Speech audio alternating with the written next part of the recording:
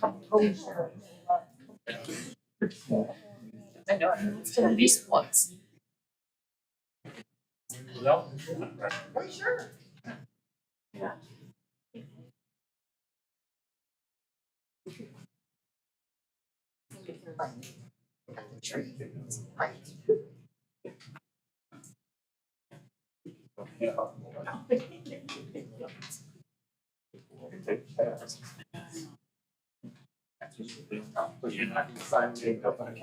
Consolidate. Kind of spread out.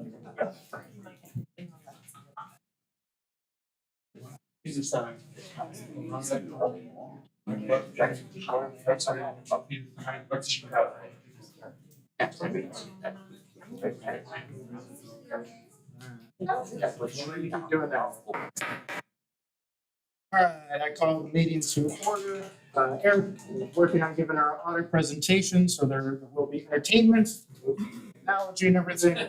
So he's going to be working on setting up the technology as we go here. If you would start us off, Nola, with an invocation.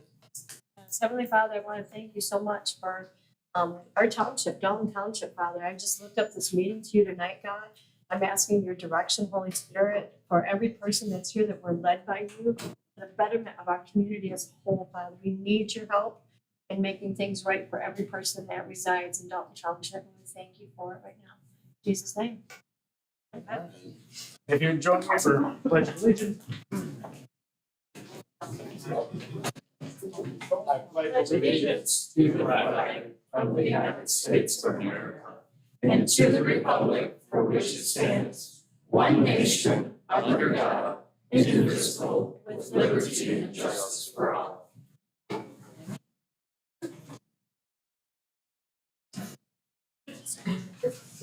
Next, we have a roll call, if you would, Tracy. Michael. Here. Nola. Here. Christie. Here. Jeffrey. Here. Keith. Here. Scott. Here. Tracy here. Next, we have approval of the agenda. Anyone wants to make a motion? Make a motion to approve the agenda. Motion by Nola, do we have support? Support by Lee, any discussion?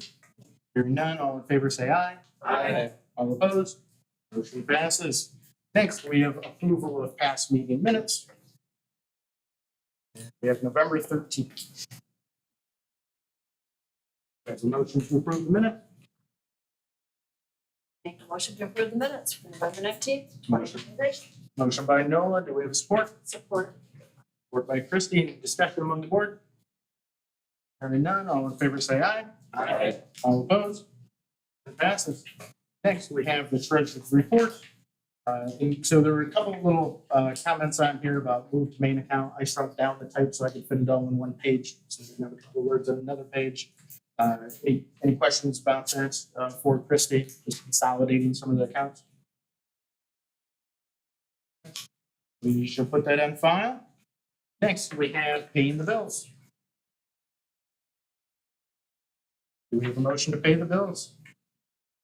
I'll make that motion to pay those bills. Motion by Nola, do we have support? Support. Support by Michael. Any discussion among the board? Hearing none, roll call vote. Nola. Yes. Michael. Yes. Scott. Yes. Lee. Yes. Tracy, yes. Christie. Yes. Jeffrey. Yes.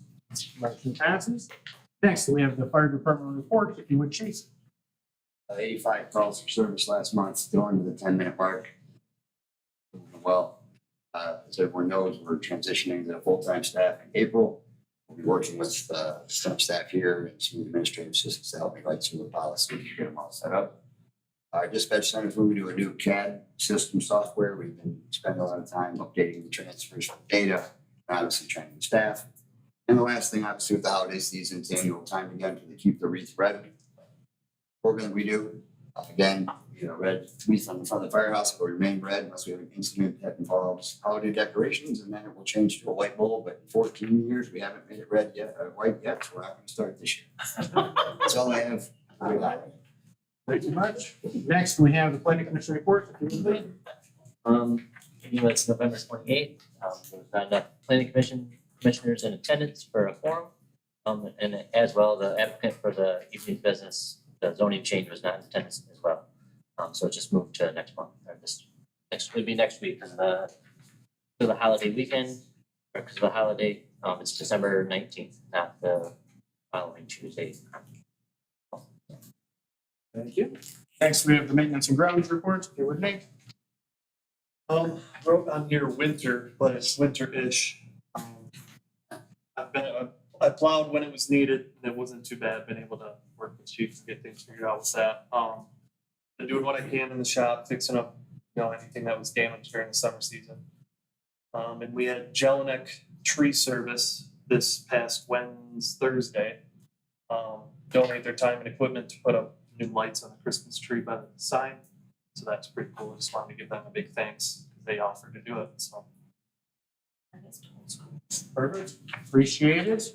And I've added this, and I guess the only person that it could apply to would be consider visiting official updates. There's a recommendation that if visiting officials from the county or the state, and as we get into election season, this will become more common. But if a visiting official has any update on business, you're welcome to give it at this time. You're here a lot. You're welcome to not speak at this time as well. Okay, I have a report at this time. Everything's pretty quiet at the county. I'm not sure what's going on. Very odd. Yeah. Everybody's kind of put together and in unity, and Oh, people work together? something strange is going on. Yeah, that sounds like the calm before the storm. It's that Christmas spirit. And next, we have the entertainment for the evening, which is the auto presentation by Eric. Oh, boy, you're putting a really high bar there for me. Just a door. Like some song and dance with them. Yeah, we could do that too. Kind of filling the gaps there. The whole wall here pretty much. Well, whatever. All right, I'll just stand over here. I'm Eric Van Dopp. I'm with Berkeley DeLong. We've completed your audit for the year ended March 31, 2023. I'm just here to give a brief presentation. I see most of you have your book handy, so most of what I talk about, I'll try to keep up on the screen, but if you want to look at it in more detail, you're more than welcome to do so. Having said that, we'll get rolling. First things always is the independent auditor's report. Well, it's sort of readable. Pages 1 and 2, and it says, in our opinion, the financial statements referred, this is the second paragraph on the first page, in our opinion, the financial statements referred to above present fairly in all material respects. The various financial statements for the year then ended in accordance with accounting principles generally accepted in the United States of America. That's the same long sentence I read every year, and it means what it says. It means you have an unmodified opinion, sometimes called a clean opinion, and we believe your financial statements are materially correct. But numbers are more interesting. Let's see how numbers look up there. Marginal. All right. Well, if you want to look at the financial statements on page 40, it's broken out in the most detail. I have it a little condensed here, but you'll see, hand over here and kind of point at stuff that might help. Total revenues there in the doorway at $1,650,598. That's up about $136,000 from last year. Property taxes up top there are up about $62,000. You get those new marijuana tax distributions, and that's where the state wants those groups. So they're not really property taxes, but that's just where they have a group. Intergovernmental revenue state is primarily revenue sharing, and that is up about $54,000 due to an increase in revenue sharing. Intergovernmental revenues local of $33,621 are monies from the county for senior services. Charges for services are down a little bit with reduced transfer station fees. Investment earnings is good news. That's up about $48,000 due to higher investment return. And then other revenues right there are up about $17,000 due to assessment revenue from McDonald Road. So the revenue categories are similar. Total expenditures of $1,235,314. That's an increase of about $85,000 from last year. Now, if you're looking in the back, it's got it all broken out on page 40 by department. I've got it summarized by function here if you can see that or not. But anyways, I mentioned an increase of about $85,000. General government would encompass election expenditures. Those are up due to the fact that prior year had state and national elections, and it also encompasses some building and ground expenditures. I know you did some more significant improvements in here, but some of the minor things that wouldn't get capitalized are included in there as well. Under public works, that's a lot of your roads and public work type stuff. That's down just a little bit due to no significant road projects this year. Offset by streetlights, which are now included in there as its own line item. Recreation and parks are up about 18,000 with some costs applying for the Spark grant. Capital outlay on the bottom of $14,760. Roof repair. A lot of the more substantial things that went on here happened after the end of this fiscal year, so you see those in next year's audit. That leaves you with an excess of revenues over expenditures of $415,284. Some proceeds from sale of capital assets, and a transfer out leaves you with an overall increase in fund balance of $436,664, and an ending fund balance of $2,459,969. And I know obviously you guys spent some of that in the subsequent years you're aware of with this nice new improved township hall that we're in. All right, so any questions on the general fund? Next up is the fire fund. All right, that is on the following page. So that would be on 41, I believe. Total revenues of $582,356. That's up about $31,000 with tax liability continuing to grow in there as well. Total expenditures of $526,857. That's an increase of about $141,000. Operating expenses, the public safety line is down slightly. The main reason for the increase is the capital outlay for the purchase of the new fire truck. And that leaves you with an overall change in fund balance of $55,499, which, there it is. And ending fund balance of $891,374. So the fire fund is doing fine as well.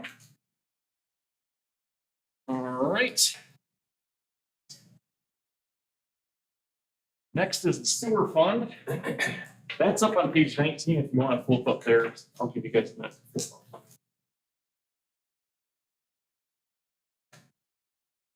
All right.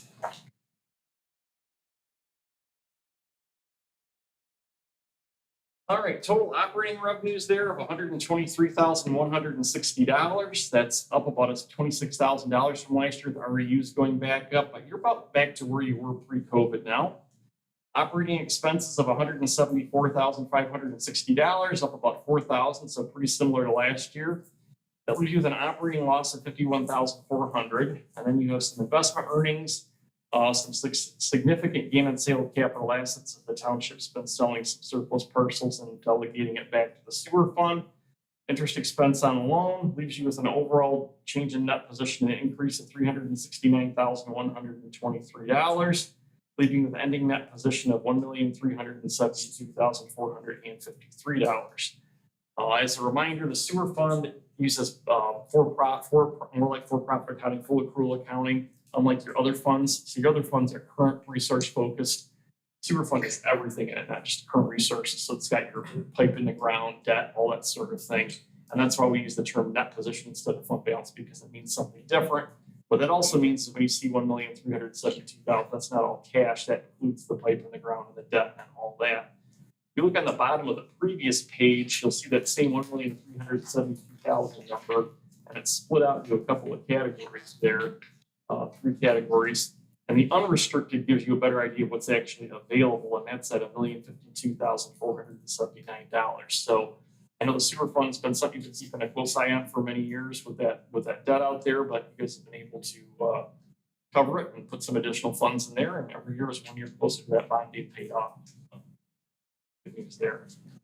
All right, those are the big funds I was planning on covering. Any questions on anything I've talked about or anything else I haven't talked about in the financial statements? Otherwise, I do a couple other things to address outside of the financial statements, but as you can see, went pretty well for the year.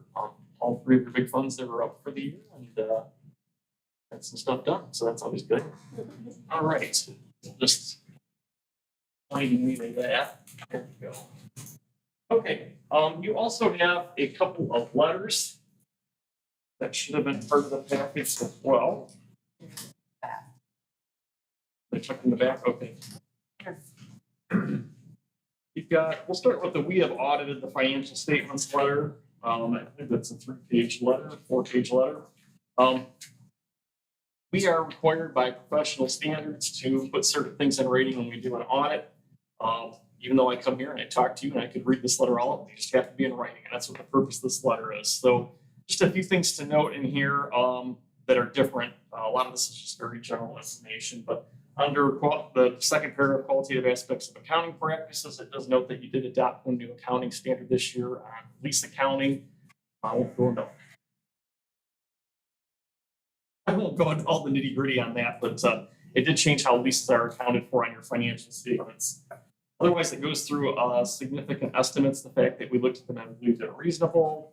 The second page just notes that I'm here a little bit later than normal just because completion of the audit was delayed a bit in order to give the township more time to finalize things and complete bank reconciliations. Usually I'm here in September or October to present this. Audit adjustments are summarized on the back attachment. Any disagreements with management and the auditors would be noted. So if there were any disagreements on accounting statement or something, we would note that. Not any assigned representation letter was provided to us by management, just a few other odds and ends. So really there's only 2 or 3 things in here that are outside of what you typically see in this letter. I just like to briefly cover to each so you know what it is and why you have it. Ultimately, I don't think it's nearly significant as the financial statements themselves, but there you go. And the other letter is a recommendation letter. As a reminder, we are not here to audit your internal controls or express an opinion on them. We're here to audit your financial statements, which we did earlier, talked about the opinion on that. However, in the course of doing an audit, if items come to our attention in the form of, when we're doing our planning our procedures or performing the audit, we bring them to your attention in the form of a recommendation letter. I would note that these are just things we came across that could very well be other things that we did not come across because you're not looking for them. Because like I said, we're auditing the statements. So as I always remind entities, it's good to have good processes, procedures, and controls in place throughout the year to make sure things are done properly. Having said that, just a few recommendations this year. I want to flip to the next page there. Improving the rules and procedures to reduce the number of audit adjustments. I always say the fewer audit adjustments you have, the more accurate your interim records are. Just to continue working at reducing the number of audit adjustments. And the second one's just ensuring that key functions are done on a timely basis. So some things like bank reconciliations and some other items weren't done timely that held the audit up, and also that would have not given you as necessarily as accurate information throughout the year. So I encourage you to make sure that everything's done on a monthly basis to, like I said, improve your records during the year and improve the audit at the end of the year. And the third comment is just the typical comment for smaller entities. It's just the internal controls surrounding the preparation of the financial statements themselves. You draft these as part of the audit, but ultimately they're your numbers, your information, your footnotes, all that kind of stuff. The only thing in here that's really ours is the opinion letter. And they should have someone with the knowledge and experience in drafting financial statements, like the CPA type person. Most smaller entities don't, so we have to give that recommendation. Which I admit is kind of silly. I definitely want to emphasize, we certainly have sat down with Jeff and Christy and Tracy and gone through the financial statements and things over and all that. So I'm not saying you don't know what's in there. We're just saying not having that level of experience in drafting statements. So don't worry about that one early because that's very common for smaller entities. Okay, I am through everything I came here to talk about, but I'm happy to talk about anything else because you have any questions or anything else? Questions from the board? Okay. No, but I want to say thank you for your patience and everything getting accomplished. Well, Thank you. I know we went through some things, but thank you. you got it. Happy to have it done, and everything is all filed with the state, the audit, and F-65 and things of that nature are all uploaded, so the state should be happy, at least as happy as they ever get. And we're all set, so otherwise we'll just come and see you again next year. Sounds good. Thank you, and hopefully the rest of your meeting is more exciting. We'll say that's. I highlighted the meeting, that is not a good sign. We try to keep them excited, but usually there's negative excitement in the political media, as they say. So- Okay, good excitement. Bring it in here, no. You talked about all the $1 million grants this township got this past month, right? Zero. Being Zero. so, yeah, appreciate it. And the audit was, so the full information we have, I included in the reference packet, which is online. So if anyone wants to go through the numbers themselves, if you have that as a hobby, you're free to. We are on to our first public comment. If you keep it 2 agenda items for 3 minutes. Let's turn it back down. Feel free to come up, let us know who you are, let us know what you think.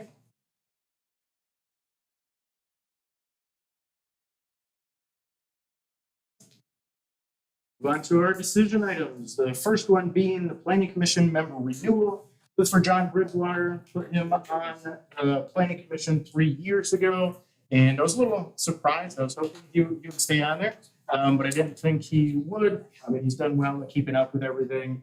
I think he missed 1 meeting because he went on vacation out west. Other than that, everything's been good. So I'm proposing him to go back on the planning commission for another term. Does he want to?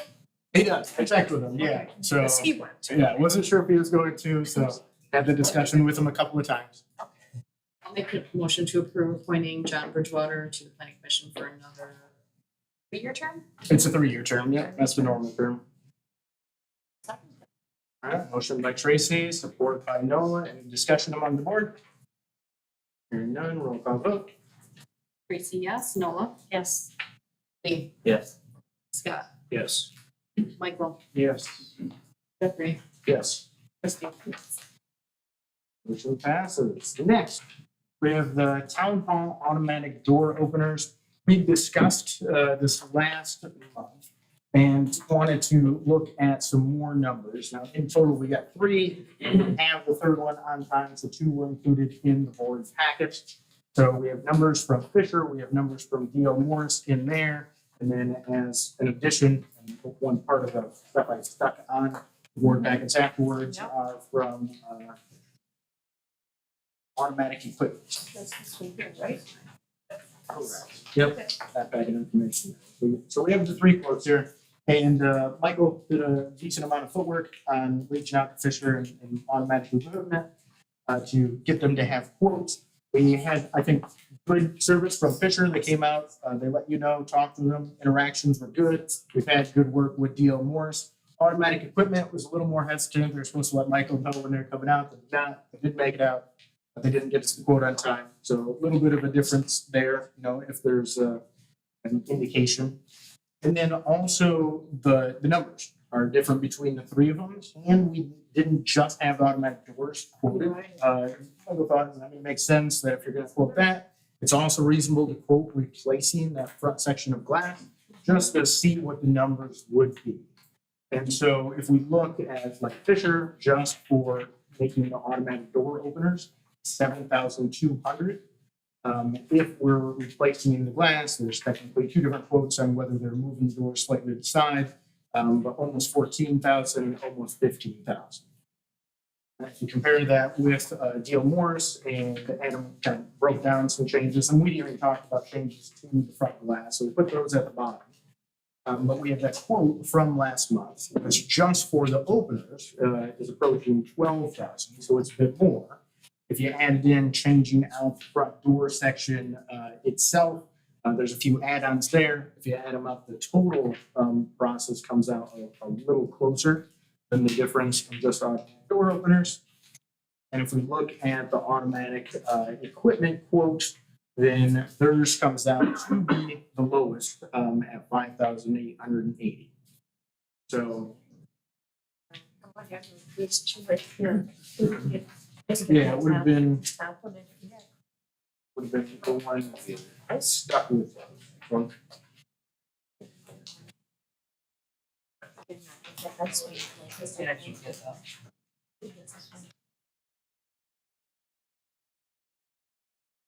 Alright, so that's that one. So I stuck it on your packets later because we got the quote later. They are significantly lower. They are significantly lower. What's the difference? I'm not sure. Okay, so just a brief explanation. With the last quote, automatic equipment, I just looked up online, tried to find people that do this, and I found Stanley doors. And so I was not aware that this automatic equipment sales was a Stanley dealership. But anyway, so it sounds like it's a subcontractor. Anyway, I don't know much about them.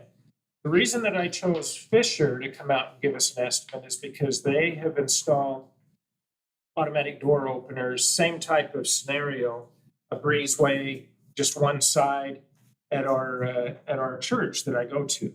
And they did a really good job. And so that's why I picked Fisher to come out and give an estimate. Like I said, I'm not real familiar with this other company, but I think Fisher did a really good job. I called them today just to verify that they had done the job at our building. And they confirmed that. And I asked about a guarantee on their work, and it's the same as what we see in the automatic equipment sales of 1 year. So it's 1 year, everything's covered.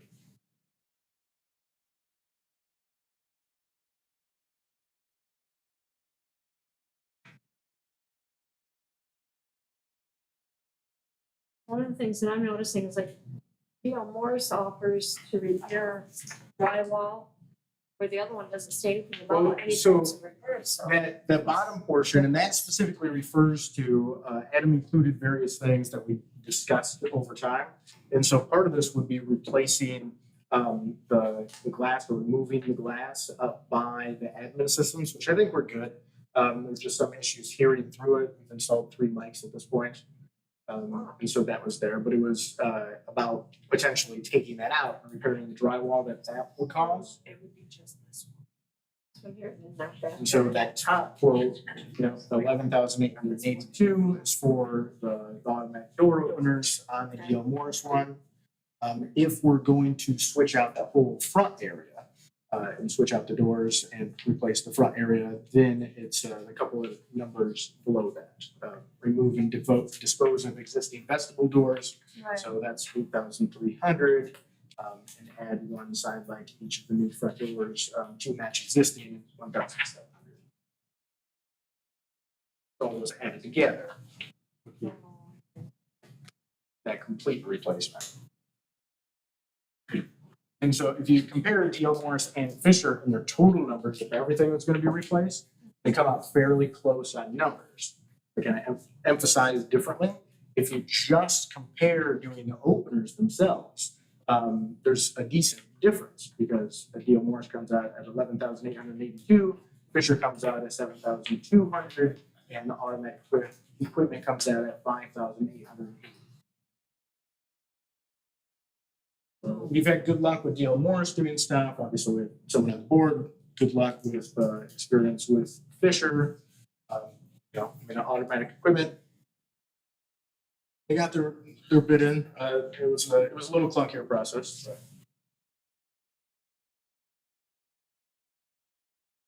Did you ask for automatic? Set up a time to meet you here and they? Yeah, I had requested they contact me so I could be here. Because I was here when Fisher came.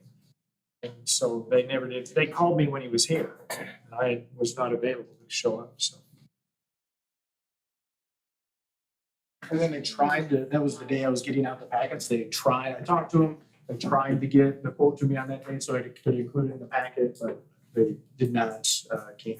Did they not want to 2 days quote the replacing doors, or do they not do that? Replacing the doors in that front area, we had requested that they quoted, but they did not.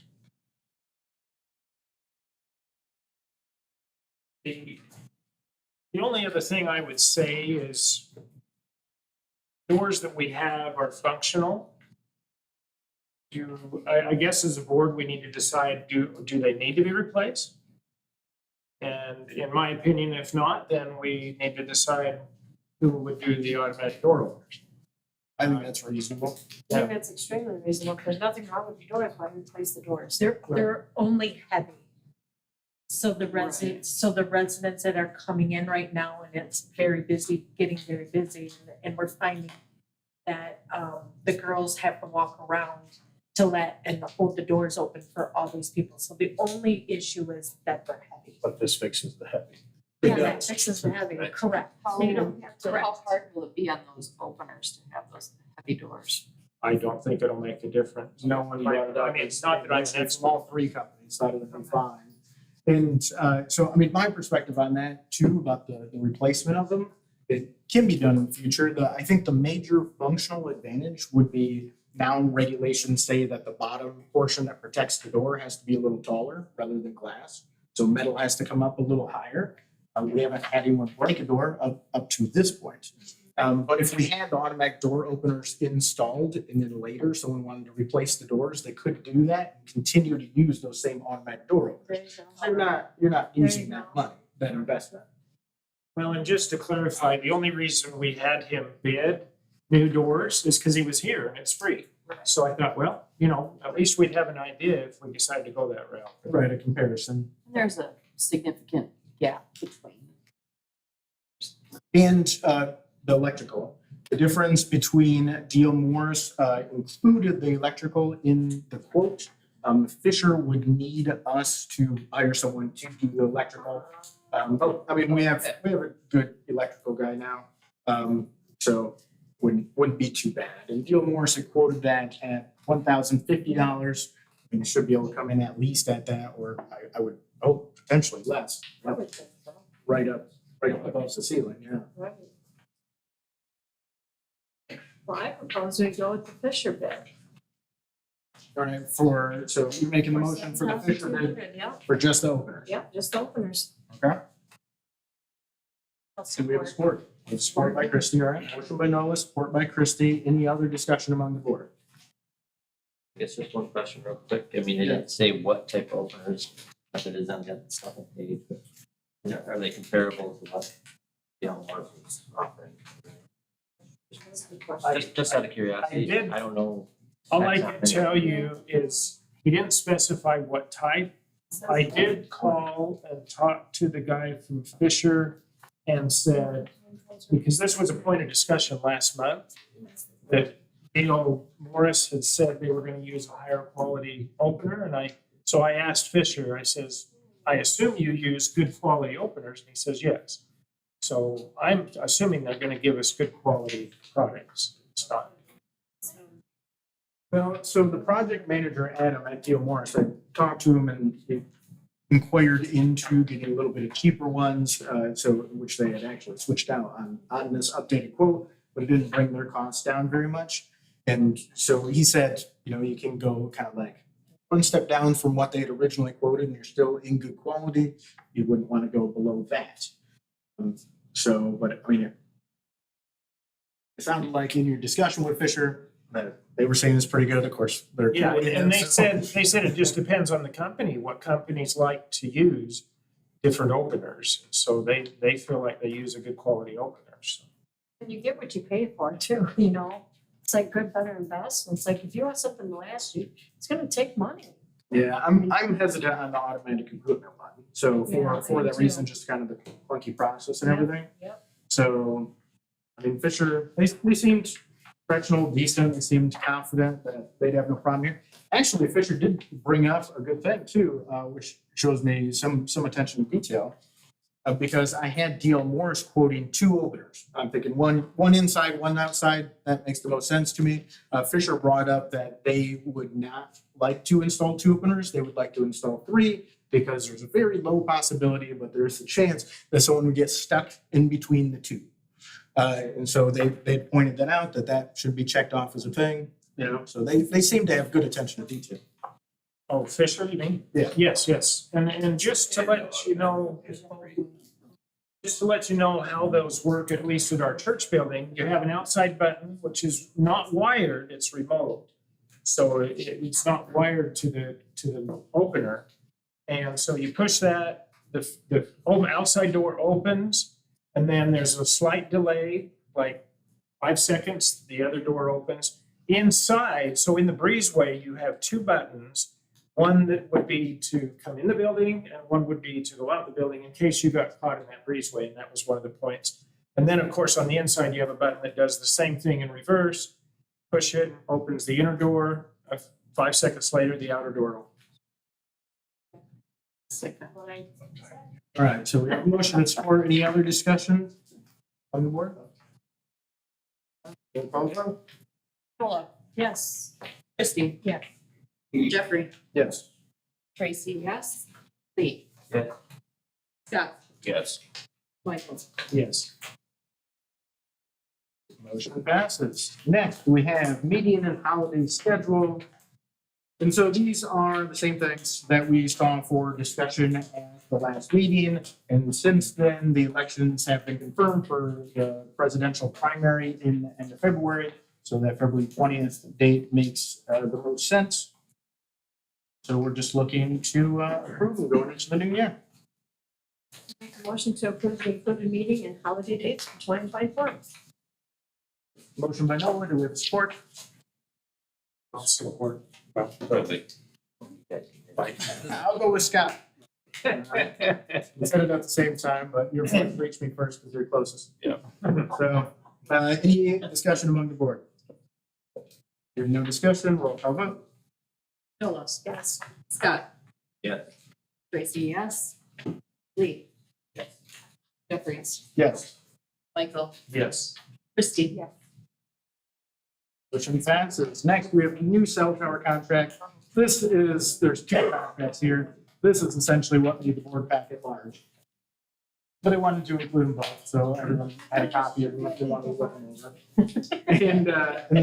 And we've been going back and forth, and those are those updates over the last couple of days since Wednesday. I got our lawyer's opinion on some of the issues with these cell tower contracts. There's a new cell tower proposed above Goose Egg Lake and south of Stevens Lake on township-owned land. Most of the cell towers in the township are just on private people's property. We have one cell tower. And Eric mentioned the accounting standards for the lease. I go over that because the state changed that law. And then I gave our lawyers information on issues he saw to the cell tower company, and they got back with us just today, actually, with some notes and kind of some answers to that.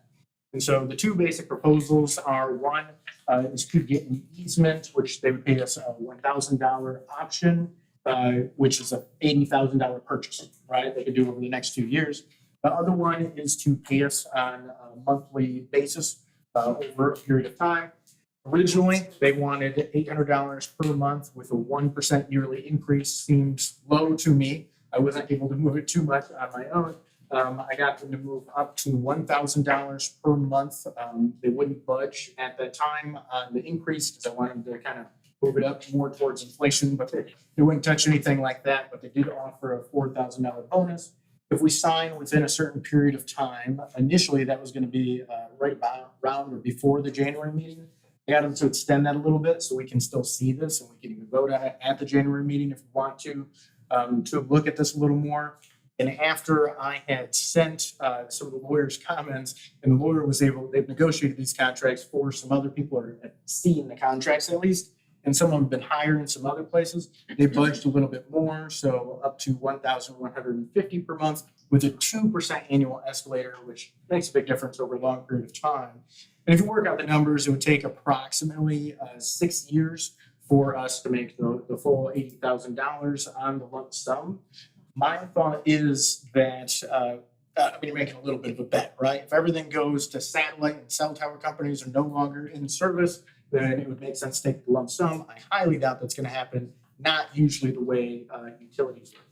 And so I'm guessing they're going to be around for quite a while. So I think the long-term best decision for the township would be to have the long-term lease. Basically, after 6 years, you're up on what the lump sum would be. But yeah, looking at thoughts, ideas, comments, concerns. Is this cell phone tower? Cell phone tower, correct. With single provider would be going on it at first. They would have the potentiality of adding someone else, but it'd be Verizon. Interested.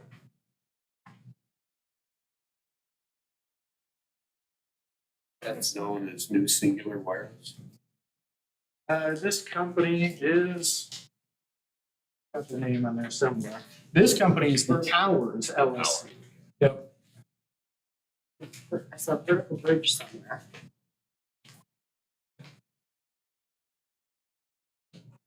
Vertical Bridge is in-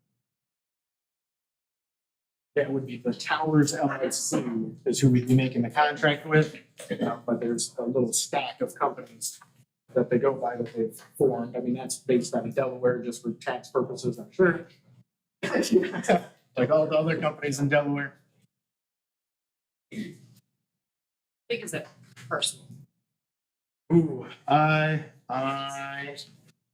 have only a little partial GIS in here. I did look at it. It is significantly larger than the section that's laid out. Does it say the amount on there? It doesn't say the amount. It's cut out. It's significantly larger than that lease area. But the actual land itself, I walked it with him in the middle of the summer, and I didn't know if this would come through. I think I mentioned it very lightly in the joint session, but we didn't have any paperwork to it. But I walked it with him. The land itself is relatively dry, but then it kind of drops off on the backside down into Stevens Lake and borders Stevens Lake. But the Stevens Lake, that side of it is really just kind of a mucky, wet area.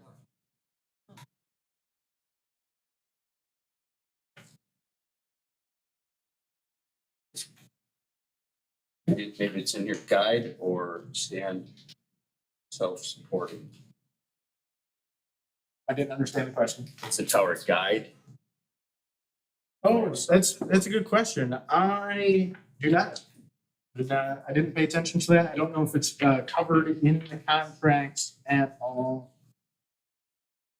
I looked more at the finances, legal stuff. So our zoning ordinance discourages guide towers, and this would need to be approved by the planning commission. Correct. So even if we approve this contract, it still has to go through the planning commission for approval. And part of this even addresses how high it can go and if lights are gonna be installed. And Stephen's been getting copied on all the emails, which is probably an excessive amount for him, but he doesn't really need to read all of the contracts, but I do appreciate the input. Can we just table this? Read it Well, over so and we can, So, right, there's a lot, and that's why I wanted to kind of press, yes. And I kind of wanted to press for that signing date. Because, I mean, the $4,000 signing bonus would still be nice, but that puts us past the January date as well. That means we would have to have a vote that gets done in January, so that week I can sign the papers and make things happen. So if there's anything else in here that people want me to push on, that they're hesitant about, and I mean, obviously, board members or anyone else can reach out to me at any time about this stuff, if something else comes up. But if there's anything in particular you guys would like me to push on or check on or anything like that, I mean, it's like, I would like to push on the numbers a little bit more. They've moved them a couple of times. I don't know if they're gonna move them anymore after that. So I was happy with the 2% escalated.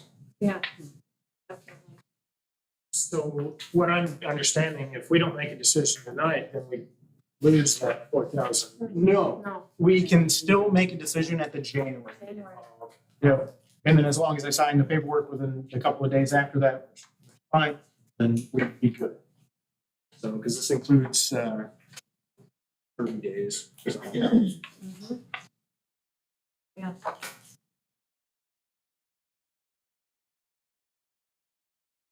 Any other thoughts on this, or are we just moving until next month? January. I can just bring it to the next one, or we can do a vote to postpone it. Doesn't particularly matter. So postponing it a month costs you a monthly at least 1 month revenue, so keep that in mind. That would start. It's time you cannot buy back, right? So just a Well, thought. What would be our major issue? Like if they wanted, I guess I'm asking why wouldn't we approve it? And then I mean, if it fails at the planning commission level, then that's not.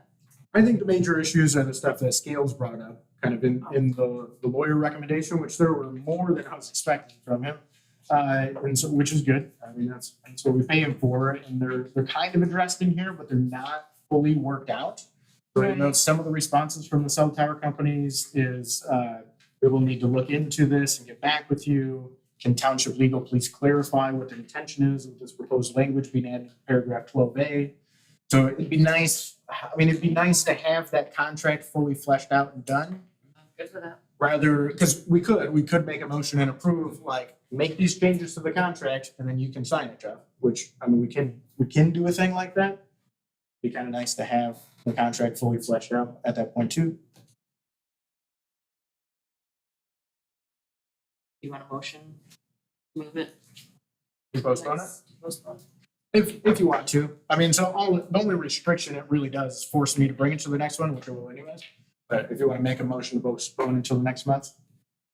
I'll make a motion to postpone the decision on the cell tower till next month, so that the contract can get finished out. Yeah. Yeah. I'll support that. All right, motion by Tracy to postpone, support by Noah. Any other discussion among the board? Hearing none, all in favor say aye. Aye. All opposed? Motion passes. Next, we have election precinct change. So the basic idea here is that a law has changed and moved how many people can be in a given precinct. Before, Dalton Township was set up as 4 separate precincts, but the population number for each precinct has been raised to 5,000. And so this proposal reduces it down to 3 locations, allowing us to eliminate having elections at the FOP, starting with the presidential primary at the end of February. And even if you see the map in there, kind of simplifies it. And really, Tracy's the clerk's point on the election stuff. Anything to add to that? I think those are the broad strokes. Yeah, those are the broad strokes. Basically, we took Riley Thompson North, except Whitehall School District. Whitehall School District is gonna stay at as 1 precinct, but it's gonna be North Riley Thompson's precinct 1. South Riley Thompson will be precinct 3. I see on this map, it does say precinct, the words precinct 4 on there, but we will be down to 3 precincts. And precinct 1 and 3 then will be at what this resolution does is puts them at the fire department. So people will vote and we'll have the stanchions to identify 1 and 3. When I find a different location for the precincts, polling places, we can make that change at that time. But for now, the fire department is gonna be where fire department and the village will be the 2 polling locations.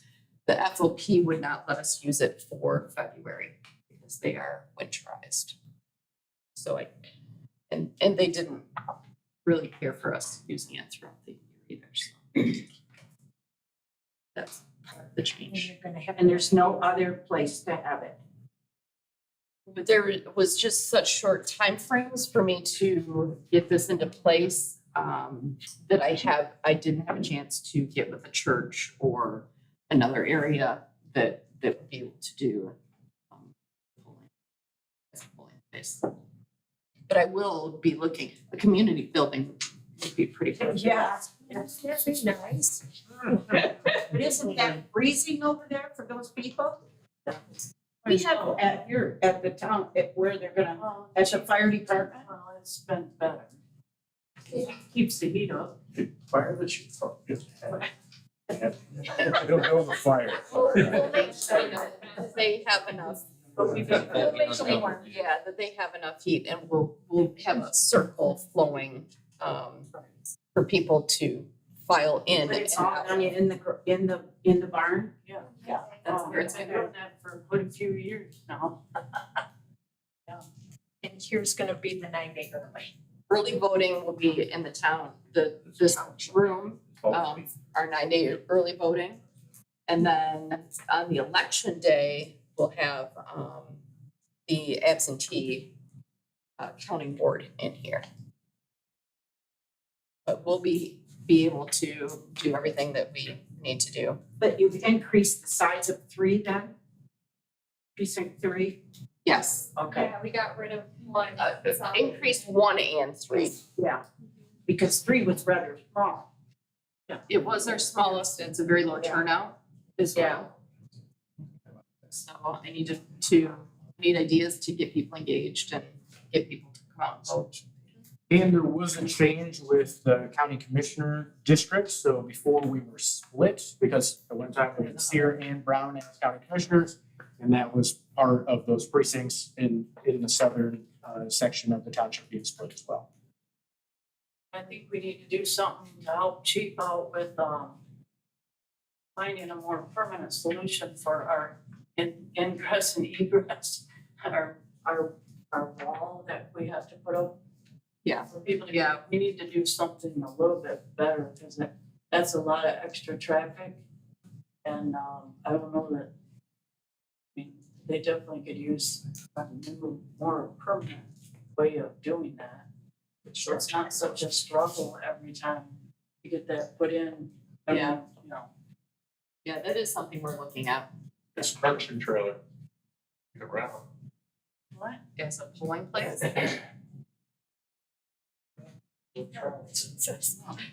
No. All right, so do we have any motions on this?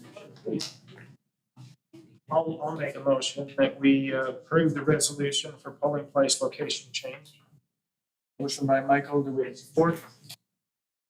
By Christie, any other discussion among the board? Are we just saying less is better? Financially, it's better. At the most recent elections, precinct 3 had 16 people show up.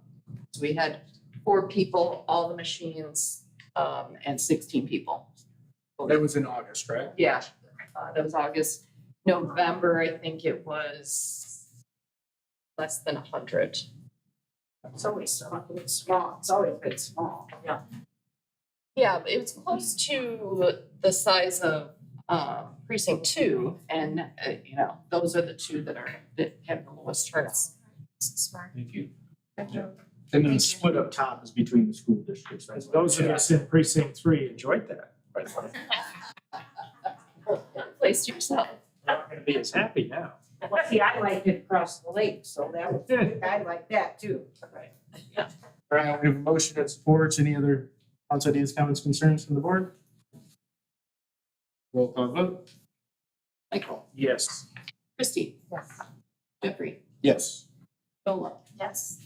Scott, Yes. Tracy, yes, Lee. Yes. Motion passes. Next, we have scanner purchase. So this is part of digitizing, getting things available. Last year, I had looked at, we have one room out in the maintenance building, it's called the Mouse House, is what it's referred to. I don't even know if it has an official name. I think the Mouse House is its official name at this point. And so it's just boxes and stacks of paper that has had problems at various times. There's some things about old lawsuits that are water damaged in there, so they had that before. They fixed the water leaks just before I got it in there, and then water leaks up here after that, but we fixed this roof now too. And so we just have stacks of paper going a long ways back, and so you can even find things from the late 1800s. And so trying to organize some of that, make it available and even accessible to the township internally.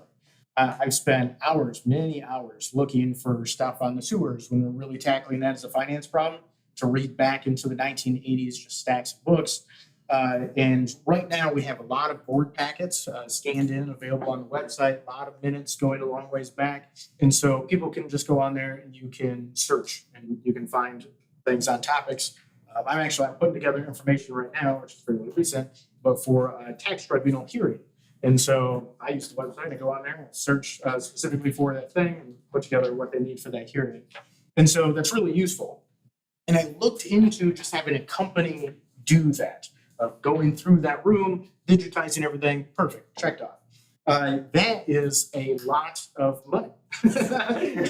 So I quotes ranging for the single room, before we had as much paper as we have in there now, For the single room, quotes from $35,000 to $50,000 to start, which certainly doesn't include all of our paperwork because we have other rooms and other filing cabinets and things like that. And so I figured guesstimating off of that, it was probably a $200,000 project to have a separate company digitize everything. Which is obviously a massive undertaking, would take a long time. And then some of it I didn't really like. Some of those companies load your paper up in trucks and then they take them to a different state or in a facility where they scan all the stuff in and then send your paperwork back. And that seems a little odd for government paperwork to me as well. And so we just started doing some things internally. We've made progress on it, but it's going to be years, right? We're not going to complete that by the time I'm leaving, right, in this term. This is part of that idea. So big plans that we have for zoning, for building, the planning commission sees, that type of thing, are obviously larger. At this point, if Steve needs some of those things to be accessible electronically, takes them to the UPS store, they're able to scan them in. Similar with printing if we have a special need like that. But I had included this in the budget last year, kind of included in a weird spot because I was thinking of maintenance doing it in the back room since a lot of the paper is back there. And I didn't have a specific price at that time, so I just said a few $1,000s, we'll probably find a scanner at some point. So it's included in there. And we looked at the scanners that were a few $1,000s, just buying one on Amazon, something like that. They were just scanners, they didn't include the printer portion. It was brought up by multiple office staff that we have our main copier scanner in the office worked on a fair amount because we run a lot of material through it. And so we have to have it repaired. And so if we had some sort of repair plan, would probably be good. And so that same company is Office Machines Company. That's what we use. So we looked at their things. They had a couple of options. They didn't just have a scanner, although the functionality of the printer would be nice too. There were two of them. I didn't include the other one. It was a little over $10,000. That's correct, right, Steve? The more expensive one? About 12. 12,000. Okay. So I thought if it's over two, that was my cutting point, I guess. So about $12,000 for that one. Steve, which deals with large pieces of paper the most out of the office, other than the building inspector, figured this one would fit our needs better anyways. And it was the lower cost one. So that's why we're seeing it now. There's also Tracy had inquired into some of the other options, and a few people had suggested, I think Heather had suggested potentially leasing it. And so that number came out to $162.72 per month with a $1 buyout after 5 years. So some details there. And then $300 per year for service from Office Machines Company. And so that's included in this little discussion section I put in there. So the $162.72 a month, after 5 years, $1 buys it and we own it. Yeah. If we rent it for 5 years, it's $9,700. Oh, It's a lease. If we 5 lease years. it It's for not a 5 zero. years. okay. Right. So you're paying for them to finance it at that point if you're leasing it. Okay.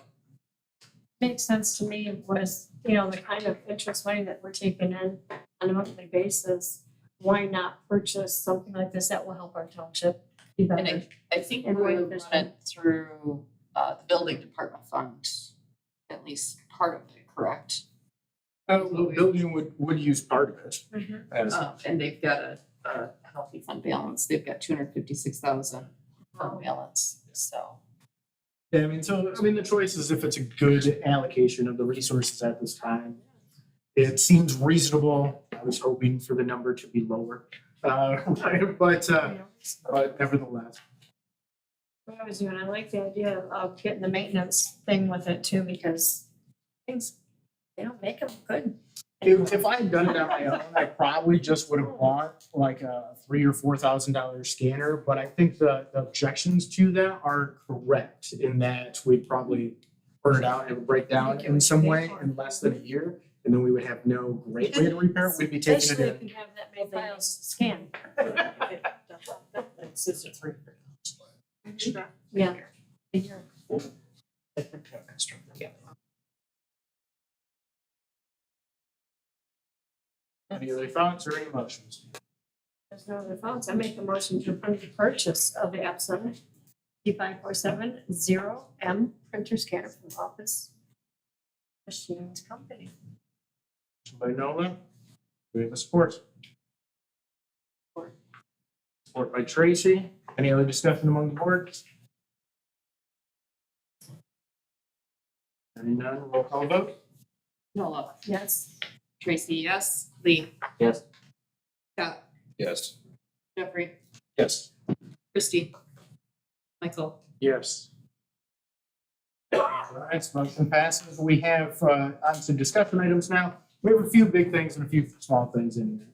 The first one is wall murals, and this was around the office, so back in the office, when you walk back there and things, and if you look back there, the walls are pretty blank. We obviously cleared them when they were being repainted. And so we're starting to look at getting some things hung back up and that type of thing, and that is certainly an option.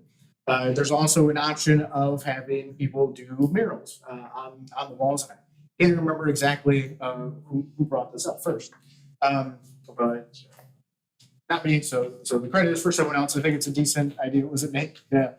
And if we could get some sort of local artist to do some sort of depictions of scenes, they have something similar in the show Parks and Rec, but we'd have better scenes than them. Wouldn't necessarily be a bad idea. I also think it's not a bad idea to just hang up maps and pictures as well.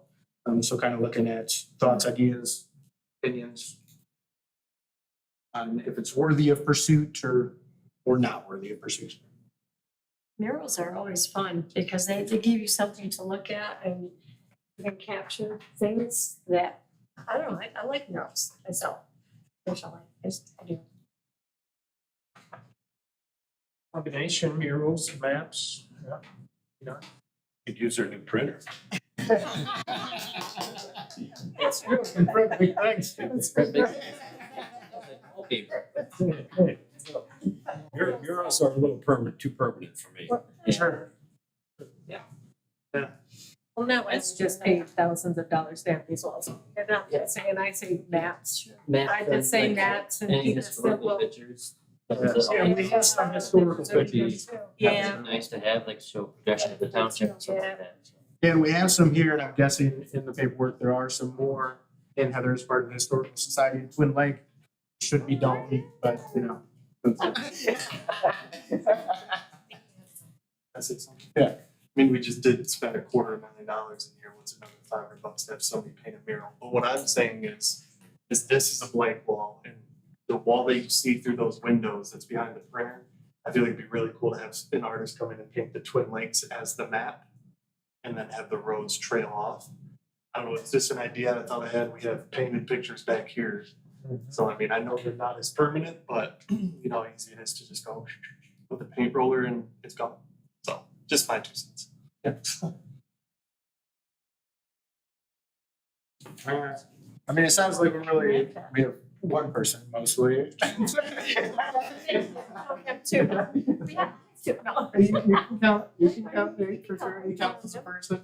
I that's not a great idea too, because we It's a bit of a hate skin one side. It could easily. No, it is, 'cause I had people way more than that. Yeah, So, yeah. You've had a mural painted out at the farm for something? Yeah, 40, 50 feet long. that's on our list. But still, pretty neat idea. If I- We'll pass on it. Okay. All right, Parks and Recreation Committee. And so I have included notes from the lawyer on this one, just because I know Parks and Recreation Committees have the option of being elected. And this is not a proposal for that. Obviously, we can choose to do that as a board. I think that probably gets a little messy for what I would consider a secondary function. And then it falls under some different laws. But I wanted to make sure we weren't, doing something illegal in some way of going through the process of forming the Parks and Recreation Committee. And so what it would function as is an advisory board for the township board. So the things that still come through the township. The township board can decide to give them a little more or a little less power if they want, but essentially an advisory committee. And so we could set something up like that as the Parks and Recreation plan has been going through, which we'll see next month, which Steve is point on. That's been going through the planning commission, which is how it works. We don't have one of those boards, but we certainly could establish one. it is something that has come and gone in Dalton multiple times in the past. I found references to it. So it has existed and has not existed at different points. Do you have anything more on that, Steve? Is there anything you wanted to add? The planning commission does feel strongly that there should be a Parks and Rec advisory board, So it's not just at going least to doing the plans. which I think is reasonable. We did put it out, I put a notice on the website. I just added a line since we didn't have the details on meeting or anything like that. But I added a line so you could apply for the Parks and Rec on the same application form we have for the Planning Commission, the Zoning Board of Appeals, and the Board of Review. We've gotten 0 applications for those. We put out a notice, and I think we put it out on the Facebook as well. I think I even posted it in one of the chat groups on there too. So we haven't had any specific applications for that. I'm guessing there would be some if it becomes more of a thing. I know that we have, so Christy has kind of been point person on applying for grants and that type of stuff, and especially for the parks. I know at least Michael has expressed interest in the committee as well. We'd want at least one person from the board to be on that as a liaison, just like we have set up with the Planning Commission and the Zoning Board of Appeals as well. So that cross communication is happening. I think it's a good idea. Any specific thoughts on it, or do we want, like, I can write up a resolution around forming it with, that'll have some specifics.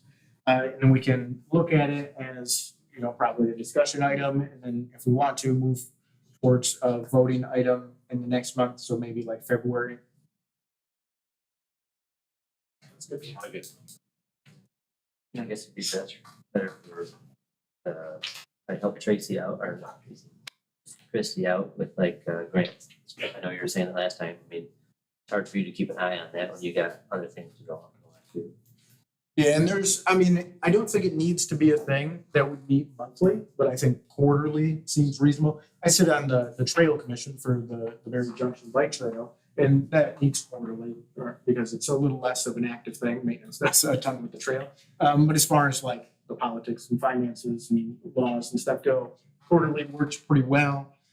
So, and then obviously, and then specifically on this too, maintenance of Nate would end up being a major liaison because he's the one actually doing the work. So figured for him, a lot like how Steve serves in his function for the Planning Commission and the Zoning Board of Appeals. He's not in charge of them, but he knows more of what's going on than them, and so he largely advises them, guides them, gets them information, all of that type of stuff. Same type of deal. That's good. Yeah. Next, we have the community center, which I thought was almost going to break out into chants earlier in the meeting. I feel like in a future meeting, eventually there will be chanting.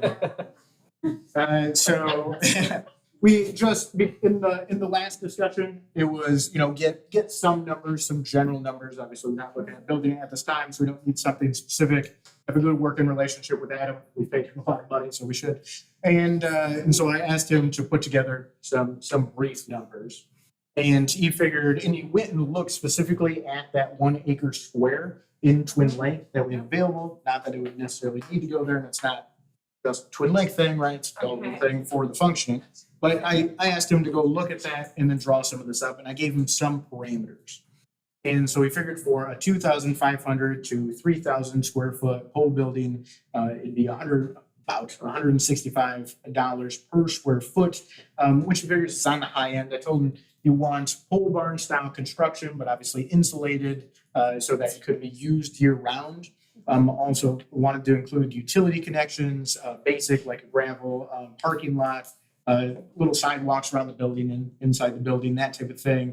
A backup generator, which adds a decent piece. And so a kitchenette, a bathroom, a small office, those types of things. And so if you do out those calculations, if you do the 3,000 square foot building at $165 per square foot, it comes just less than $500,000. And so that is approximately where we're looking for that. Hopefully, it's a very, very general quote, and it's just from one place, so it's not particularly specific. And then we need to establish kind of what, if we want to move forward with it, how we move forward with it as far as process goes. Obviously, if there was a grant that we got, that kind of simplifies it decently well. We're not getting the grant, and that money's just coming out of township funds, probably at that point. You know, me personally, I would like to see a decent amount of support. I think it's going to be relatively little if we were to put it on a vote. That's the other direction to go, right? The other direction to go would be have like a vote, pull out a bond for it. I think that's probably going to fail. It's kind of a fool's errand to predict both board votes and general election votes, especially on which way things will go. I think that would fail. I don't think people would value it enough, especially because it's going to be in a certain spot in the township. I think you're going to have a decent number of people in other places in township potentially be against it, right? But hard to predict. The other thing is if we just pull it out of the budget, I mean, I would like to see a decent amount of support for that same reason, that same sentiment to me.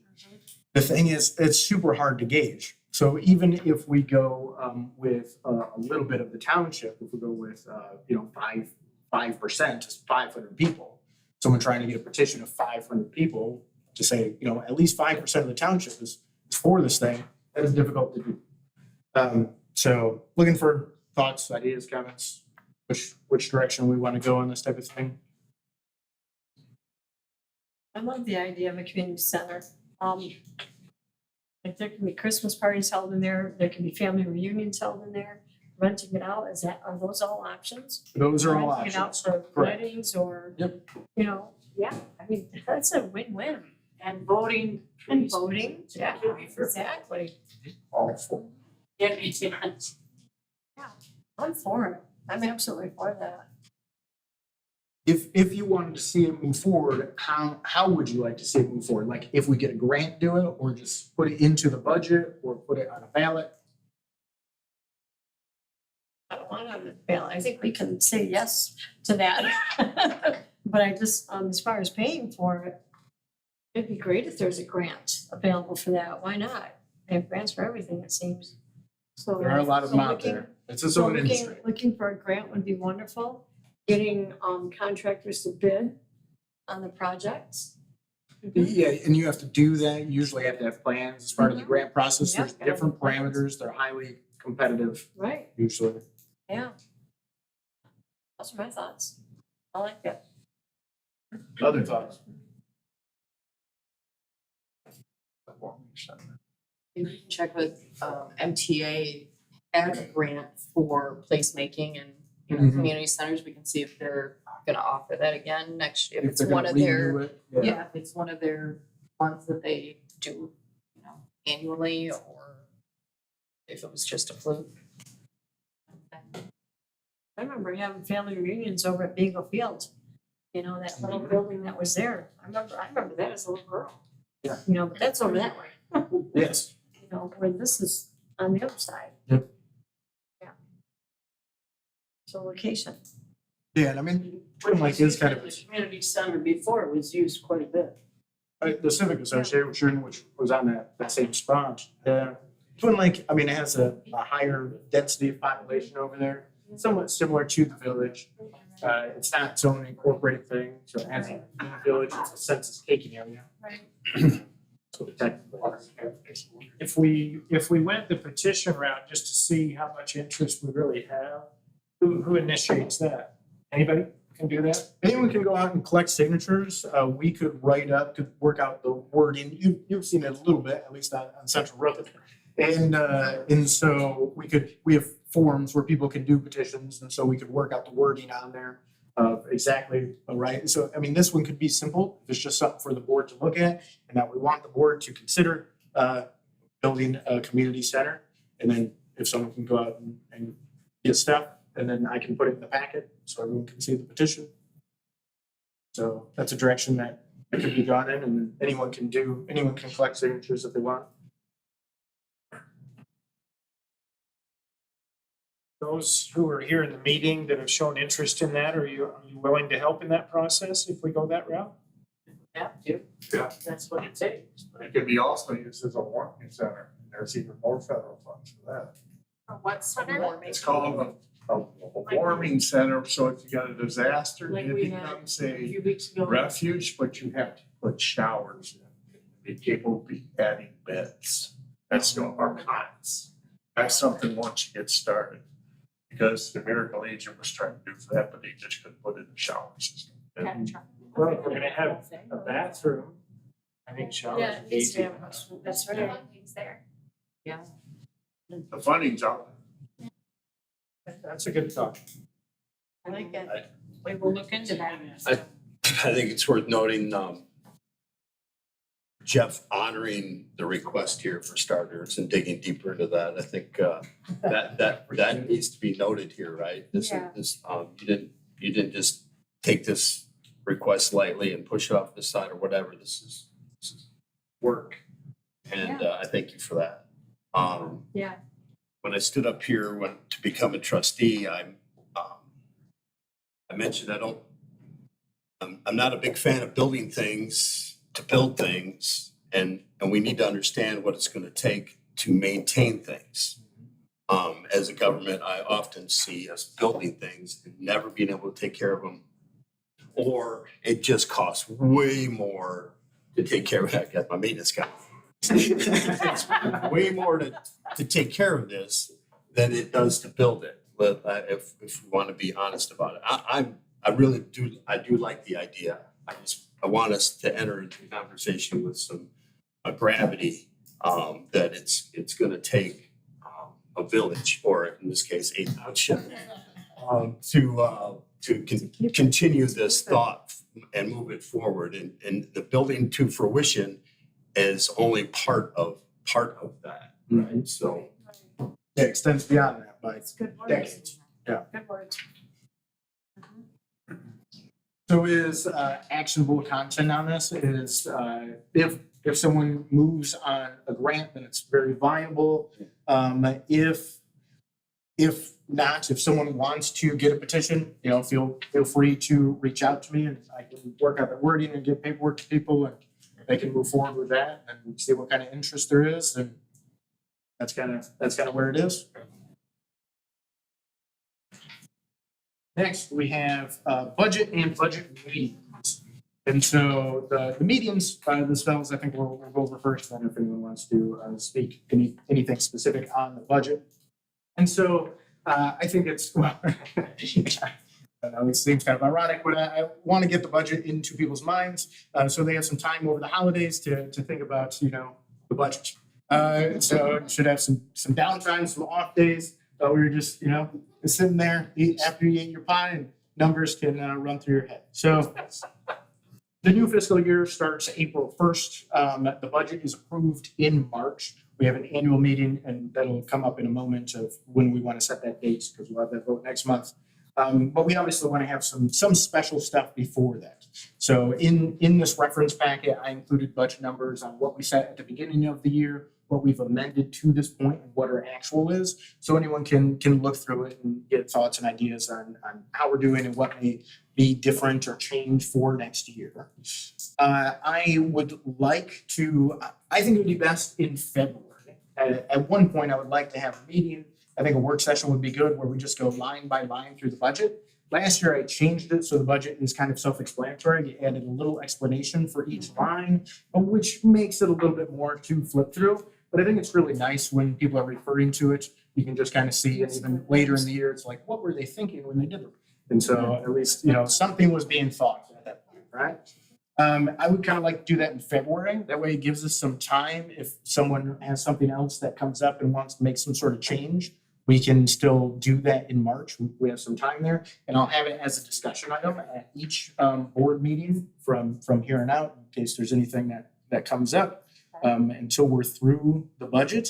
And then for a work session like that, we could just have it on like another Monday if people are good and essentially just have 2 meetings that month. And we can have more meetings if people want, if they wanted to have another work session, that type of thing. I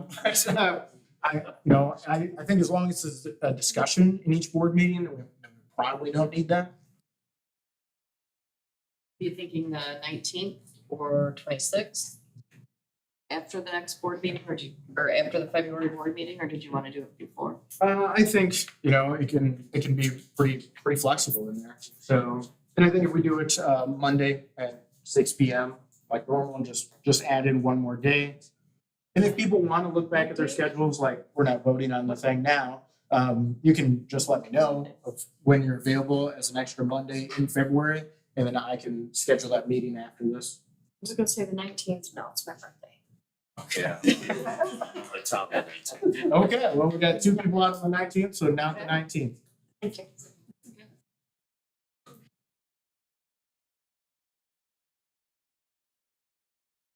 And I can, yeah. Sounds great. I'm- 26th. Maybe the 26th then? Before the election, February? It is the day before We the should look at the election, how it impacts that, because you have 9 days of in-person voting in this That won't building. work then. Yes, but that But the Monday is in-person not voting ends at 5. on the Sunday. That Monday, there is no You're voting, gonna be exhausted. but I'm gonna be doing stuff to get ready for, this room will be set up for the. All right. So we don't want to do that one. Maybe quickly. Okay. The 5th, February. Is that okay? February 5th? We could do a different day, the week of that night, 19. Unless you guys are gonna be gone. We'll be gone that whole week, Scott. Tuesday night? Okay. Well, and what I'll do, so as part of that, right now, we're thinking about the 5th, right? I'll send out a thing, not so everyone can reply to all, so we don't create an illegal quorum situation, right? So, but just so you guys can individually confirm to me, like, yeah, I think the 5th will work, and then, because I'm scheduling it as a special meeting anyways, right? And so, and we don't have to vote or decide on it right now, but that's a good working theory at this point. The 5th, for a working session specifically on the budget. And then also, if there's anything else on the budget, which I wrote down one thing on here, the transfer station prices, they were changed before I was in. I hear the chatter around the township before I was in office too. And at that point, I heard that there were big changes and that type of stuff. I look back at them, they weren't huge, but I know it was kind of a kerfuffle at the time where a decent number of people were upset. And so I've been trying not to adjust them. So everyone just knows the prices, they're consistent. The county is hitting us now over, might even changed a year or 2 ago. All fluffy items, all large items with stuffing and that type of thing, they hit us an extra $10 for each one of those items. And so that hurts us a little bit there. And the revenue and expense changes a bit out of the transfer station anyways, which Eric remarked on, and I think he's remarked on every year here. Based on, there's some judgment on how much charging people going in and some judgment on how often you're getting the bins picked up versus how much room you want, how busy you think it's going to be. We've changed people a few times, so judgment changes. But even just looking at the numbers of what we get charged by the county, I think it probably makes sense to make some adjustments to those changes. There's going to be political backlash on that, but that's not too big a deal. That is. So I was that was something that came up recently, and I think office staff had mentioned a little bit, like it would be kind of dumb to not change this, be putting off something that should occur just because I don't want to go through the hassle of it, but we probably should go through the hassle of it. Any other thoughts on other budget items, major adjustments, something we want to look at, specifically putting in the budget or anything like that next year? Otherwise, we'll have time to look at the budget, and obviously it'll be discussion next month as well. Yeah. Cool. All right. Next, we have the fire department hiring panel. And so basically, the vote passed in August. We're adding full-time firefighters starting in the fiscal year, so that'll be starting in April. We obviously need to go through a hiring process and a proper hiring process. Chief has been working this out, and so the White Lake Fire Chief has been set up to coordinate the panel, which would be a 3-person panel. We will have another fire chief on there along with another firefighter that is not from here. So decent number of judges as far as that goes in the field. We also want someone to represent the board. I was thinking, and I didn't specifically talk to you guys about this, but I was thinking either Michael or Scott, since you guys are, I think your backgrounds apply to it pretty well, both individually in very different ways. And Nola and Lee are already on boards on the zoning board of appeals and planning commission. This would be a very temporary thing, but think about that for a second. And then the basic process would be that there's going to be a scenario-based exam, a written exam, and an interview, and there'll be a specific mechanism for doing the scoring. That'll be done in January and February. The idea of bringing to the board in the March meeting a hiring proposal. That way, everything's ready to go for April. Did I miss anything in there, Chief? Close enough. So approximately that. All right, approximately that. That's a good thing. Yeah. I would be interested in that. And so, our wrestle, rock, paper, scissors. So what I think we'll actually do is if both of you afterwards just want to talk to Chief, and he'll go a little deeper into it. Sure, thank you. Yes, yeah. And so, but not in this meeting. Yeah, so. No, I mean, not at the time. We'll do it tomorrow or tonight. Correct, just later, just not in this meeting. And so, but if you just want to talk to Chief and then you'll, just decide. Tomorrow. Yeah. Well, yeah. I think they might have each other's contact information, so just arrange and set it up. And, Can yeah, both of them be on it? we'll be moving Can both forward. of them? No, just only one? Because we want three And people, no. yeah, Okay. we want three people voting. So, because otherwise it's gonna have a tie. Yeah. Makes sense. Good. Anything else on that? Next, we have the annual meeting date. And so we do a meeting of the electors, which is fairly uncommon now. It originally comes from a late 1800s law and has changed over the years. Before, they were having everyone vote on the entire budget, which is not ideal, not the way it's supposed to work anymore. What the annual meeting of the electors is a separate meeting they normally hold right before the board votes on the budget. And everyone that's an elector in the township is free to vote. But it's specifically so that the elected officials can't give themselves raises, or if they do give themselves raises, which I'll propose this year, the electors can show up to the meeting and override us on our raises, which I think is a good thing to have in place, a good check to have in place. And so normally, traditionally, it's been held on a Saturday. With the idea of, I think more people can make it if they want to, which I think is reasonable, and held in late March, although I think it's reasonable to hold it 1 week before, not expecting an issue with the board not like approving the budget on the first go. We should have plenty of discussion before that, but just in case something were to happen and wouldn't get approved, we still have time to make a special meeting and still get it approved before the April date. And so I looked at 1 p.m. on Saturday, March 23rd. If we think that would work. Yeah. Correct. Next, we have the staff Christmas party. And so this was brought up in discussions. I had asked, do we need to do it the same way?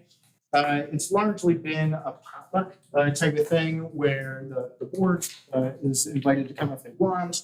And we posted that a quorum might be here, but the board, it would be illegal to discuss township business at that point among the board. So we have to be careful of that type of thing. A lot of times, the staff and board have like a gift exchange game or something like that for a short period of time.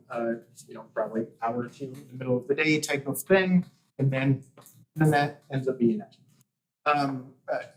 It's normally we have the office open. I know some places end up closing the office during those times as well, which isn't unreasonable. But there are some variables, and we could have a Christmas party outside of the office in off hours, so it's not during all the business stuff happening. illegal for the township to expend expenses on it specifically. So at that point, it would be people essentially coming together at some pizza place or whatever it happens to be, and hanging out, paying for themselves, that type of thing. And so, and there's also the discussion of these other boards, planning commission, ZB, board review, which weren't particularly included specifically on this thing before. They could certainly be invited, you know, kind of looking at thoughts on this. I like it, the idea of the whole, like, just like how we've had that roundtable discussion. The joint session? Yeah, you have a joint session, everybody's there, and it's kind of nice to see who everybody is, you know? Just meet the people, sure. Yeah, just to meet the people, I mean, it's Christmas time. Everybody, let everybody come. Yeah, so because you see the people on the board, and you see the people on the zoning board of appeals, but less often the Right. people on the planning commission. I don't really see the planning commission unless, yeah, see Lee. Yeah. Hi, Lee. And Mr. McCormick, I see him from time to time, you know? Hey, I see you. So just the basic idea of kind of like the similar like potluck idea Yeah, style here. Pollock is great, the mishmash of goodies. I have bought for some of the various get-togethers and stuff like that. I try to limit to a certain That's right. extent, but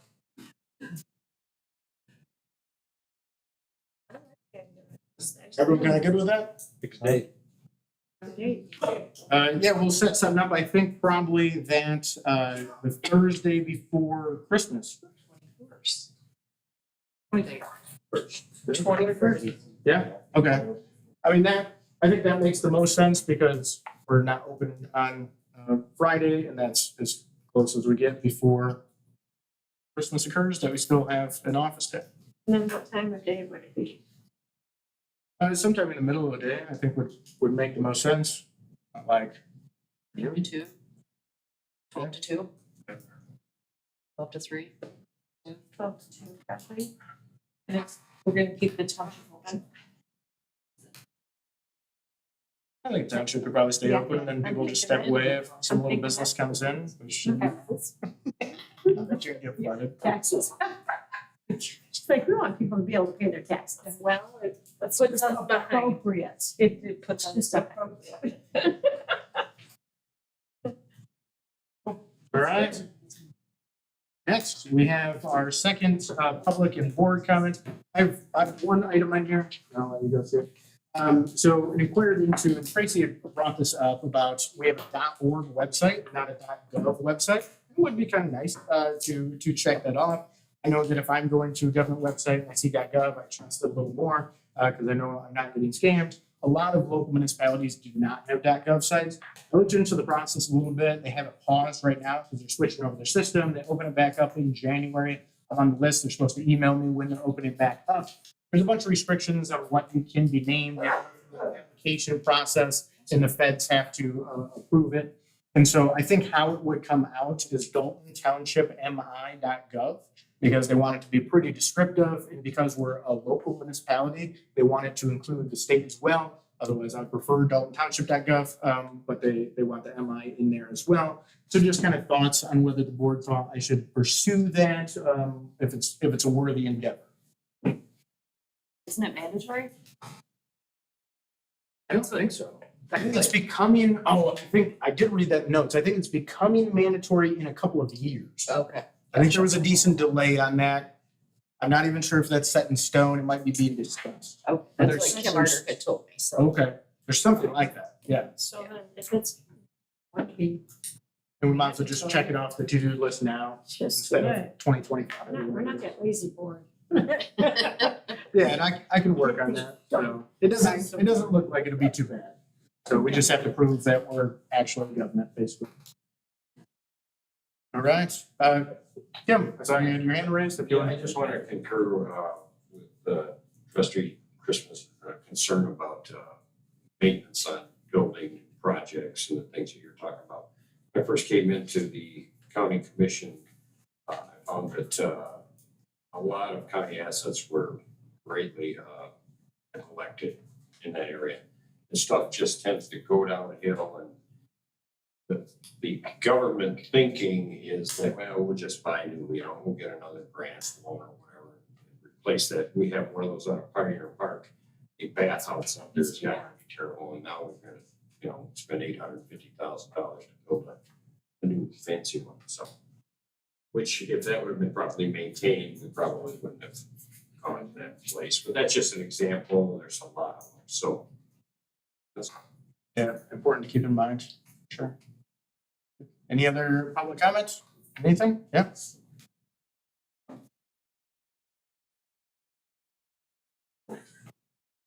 Karen Fowler, 2769 Middle Lake Road.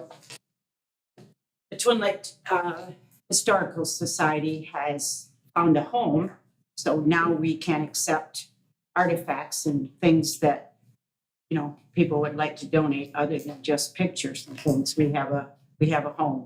The part of the old Twin Lake Methodist Church is available to us, so we now have a home. Which means then we can take things, then they'll be safe. Like someone has an original bell from one of the first Twin Lake schools. So we can have that now where it can be under lock and key. So if you know of anything or have any pictures or anything from history, most of you are longtime residents probably, so. My house is. I know your house. There you go, pull up part of That's that. where one of the township clerks was in that house. 1890, actually, it's when it was built. Harvey Lund conducted his business. Maple Lund Road. That's Thank you. good to hear. Thank Very good you. place. Thank you, Karen. Excellent. Any other public comment on anything else? We got multiples rushing to the front.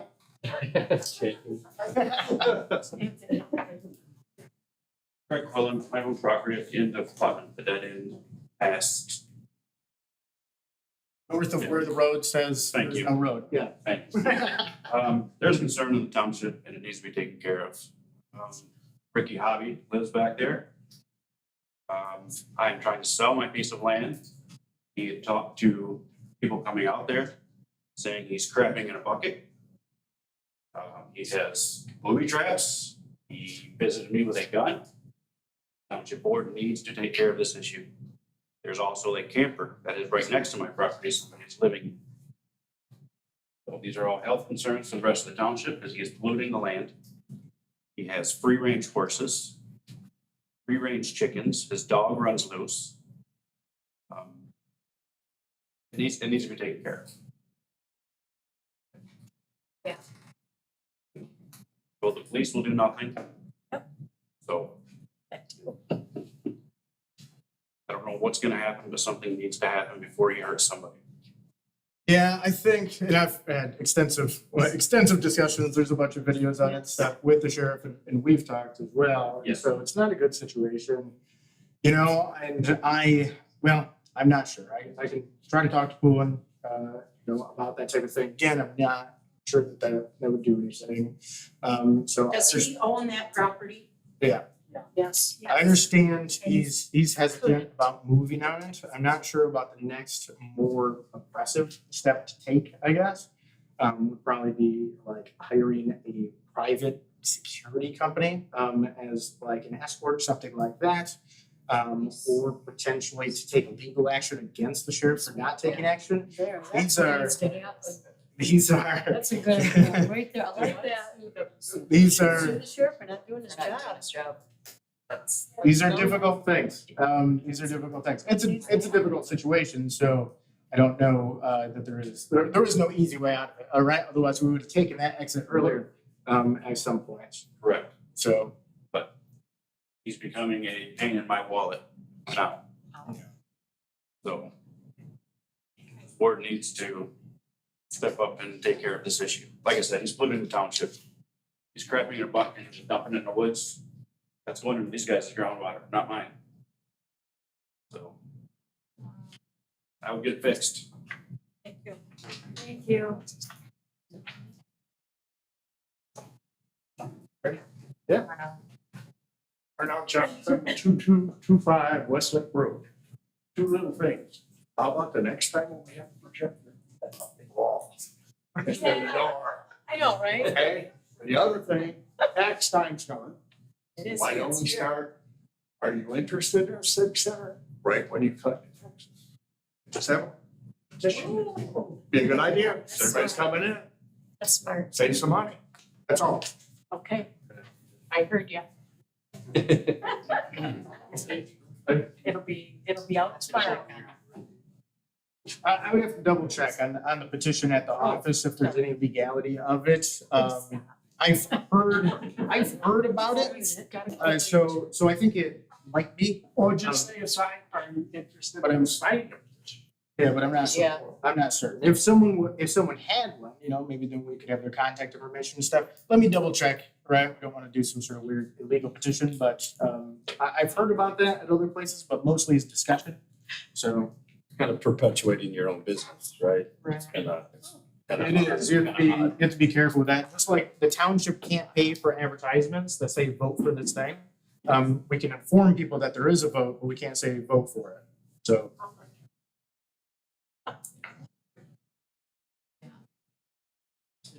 The money being spent. Would you be in favor of township money being spent on the community center? It's kind of in the works. Yeah. Rachel Church, New Dalton Township, Muskegon Area District Librarian. We have our new newsletter here. I also have a calendar here of December events. Fortunately, you missed Santa. It's here last week. But we do have a couple other things happening. So you're welcome to come to those. I've also got January's calendar on the back side of it. So anytime you need anything from us, we have a copier, printer, scanner, fax machine. That's our brand. Use that all the time. Our faxes are our 50 cents page. People love that. But you have to have laser photo paper, Yeah. photos. Yes. It's not inkjet paper if you wanna do that. Yeah, we did learn that by having to replace the part, so. Just wanted to remind you, yeah, and things happen. And check in with us. It's gonna be a quiet winter with us mostly, but we're already planning for spring and summer, so. Thank you. any other public comments? On anything else? I collected cashed in 854 cans a couple weeks ago for the fire. I will be doing that again tomorrow night if anybody wants to help. Going to get more, load the truck up, and go to Myers, which you get some very weird looks. All those carts going in this, but it's for a good cause. I'll take the looks any day, right? So. Good. I mean, they're like, how does that guy drink all that beer? Still function. I'll stack. Good stuff. It's good. Good. Any final comment from any board members? Otherwise, I'm looking for a motion to adjourn. Motion to adjourn. Do we have a support? Motion and support. All in favor, say aye. Aye. It's adjourned. Wake up.